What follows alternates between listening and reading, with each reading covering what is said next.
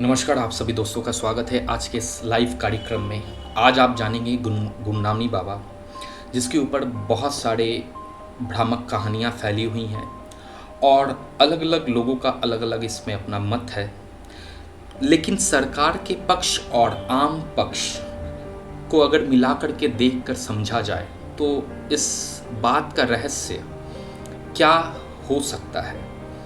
कहते हैं 2017 में यूपी गवर्नमेंट ने एक मेंबर का कमेटी बनाया था जस्टिस शाहाय के नाम से। उन्होंने अपना रिपोर्ट को पेश किया था गुमनामी बाबा के ऊपर और तब से लेकर के ये पेंडिंग था। लेकिन 2019 में यूपी गवर्नमेंट ने इस बात को रखा कि वो आगे जाकर के असेंबली में इस रिपोर्ट को पेश करके मैटर को पब्लिकली करेंगे। तो इसके बाद हलचल शुरू हुई। लेकिन गुमनामी बाबा के ऊपर अगर हम लोग बात को समझें तो इसके पीछे नेताजी सुभाष चंद्र बोस का लिंक कैसे हो सकता है। कहते हैं कि जब 18 अगस्त 1945 को ताइवान के ताइपे एयरपोर्ट से नेताजी फ्लाइट पकड़कर जब वो रूस के तरफ जाने वाले थे तो कहते हैं कि उस वक्त रिफ्यूलिंग के लिए ताइवान के ताइपे एयरपोर्ट पे रुके थे। लेकिन ताइवान के ताइपे एयरपोर्ट से रिफ्यूलिंग के बाद जब वो आगे बढ़ने वाले थे, कहते हैं कि उस वक्त प्लेन क्रैश हुआ और उस प्लेन क्रैश में नेताजी की मौत हो गई। इस बात का पुष्टि उन्हीं के साथ उनके एक साथी कर्नल हबीबुल थे। उन्होंने इस बात को कहा और फिर इस बात का जानकारी पब्लिकली पूरे विश्व को पता चला।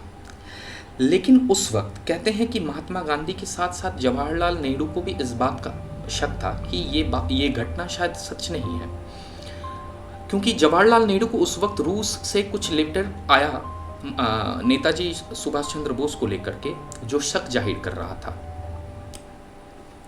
लेकिन बनावटी के आधार पर भी अगर इस बात को अगर समझा जाए तो गुमनामी बाबा का कहानी शायद ये माना जा सकता है कि वो प्लेन उस दिन क्रैश ही ना हुआ हो और ताइवान से उन्होंने फ्लाइट को लेकर के वो रूस की तरफ गए, जहाँ पे रूस और ब्रिटेन, क्योंकि उस समय भारत गुलाम था, तो ब्रिटेन के प्रेशर से शायद रूस ने उस वक्त नेताजी को अपने कब्जे में रखा और सर्बिया के जेल में कुछ वक्त तक उन्होंने समय बिताने के बाद वो वापस नेपाल के रास्ते भारत में आए।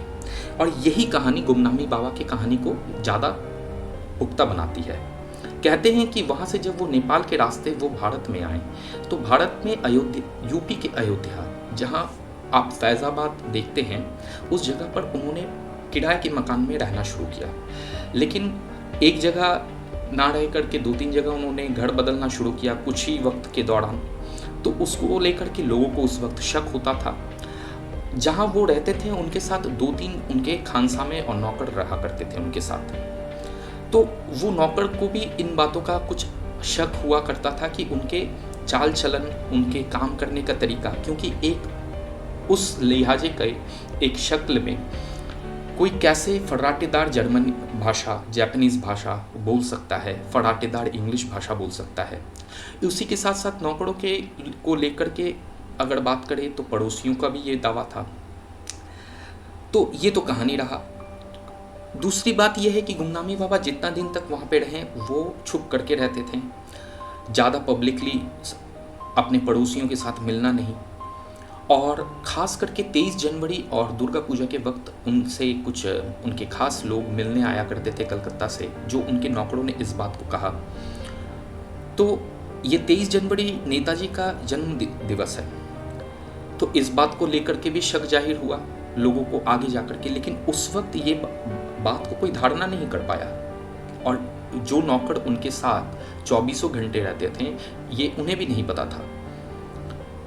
तो इस पर फिर जब 1985 में 17 सितंबर को उनका मृत्यु हुआ तो नौकरों ने क्या किया, उनके जो सामान थे 22 संदूक, उस 22 संदूक के ऊपर अपने अधिकार को दाखिल करने के लिए उन नौकरों ने क्या किया, अपने अधिकार को रखते हुए जो 2 कमरे जिनमें रहा करते थे गुमनामी बाबा, उसको उन्होंने बंद कर दिया। फिर जब पुलिस तक ये मुकदमा का बात पहुंचा तो पुलिस ने अपने हिरासत में उस 2 कमरे को लेकर के उनमें रखे 22 संदूकों की जांच किया। तब जाकर के इस बात का पहला अंश हमारे सामने लगा। वो ये था कि ये जो गुमनामी बाबा गुमनाम नाम लेकर के उस जगह पे यूपी के फैज़ाबाद अयोध्या क्षेत्र में जब जो रह रहे थे, ये कोई और नहीं नेताजी सुभाष चंद्र बोस ही थे। तो इसके पीछे के प्रमुख कारण क्या थे?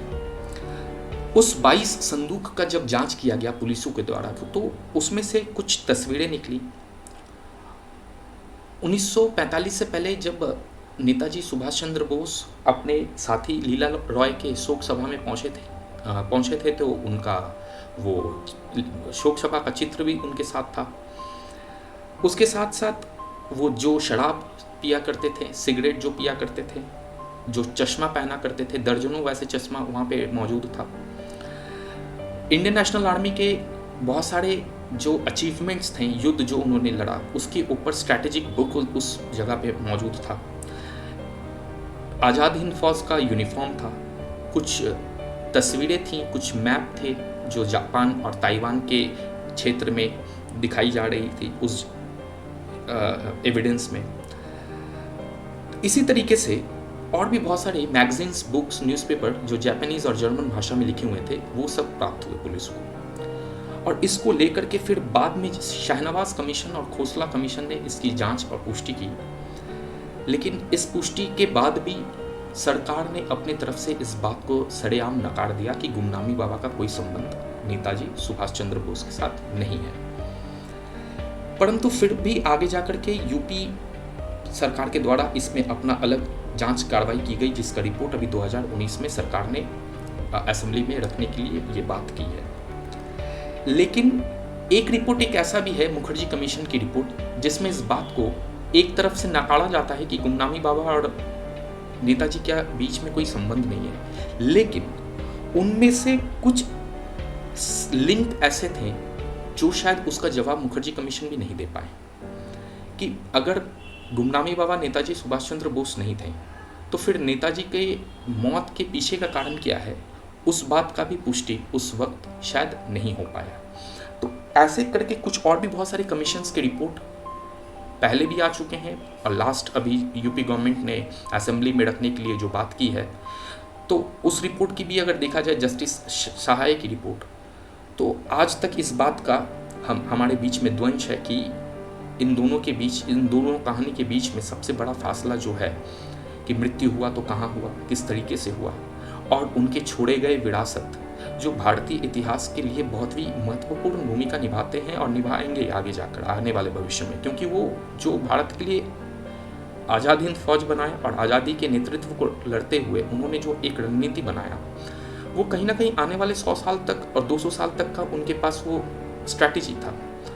तो आने वाले भविष्य में भारत की विदेश नीति की बात करें, विश्व गुरु बनने की बात करें भारत का, तो नेताजी से जुड़े हुए हर एक दस्तावेज हमारे आने वाले भविष्य के लिए बहुत ही महत्वपूर्ण आयाम रख सकते हैं। तो आज की इस कहानी में यहीं तक रहा। अगले किसी दिन की ये कहानी में किसी नए टॉपिक को लेकर के आपके सामने जुड़ेंगे।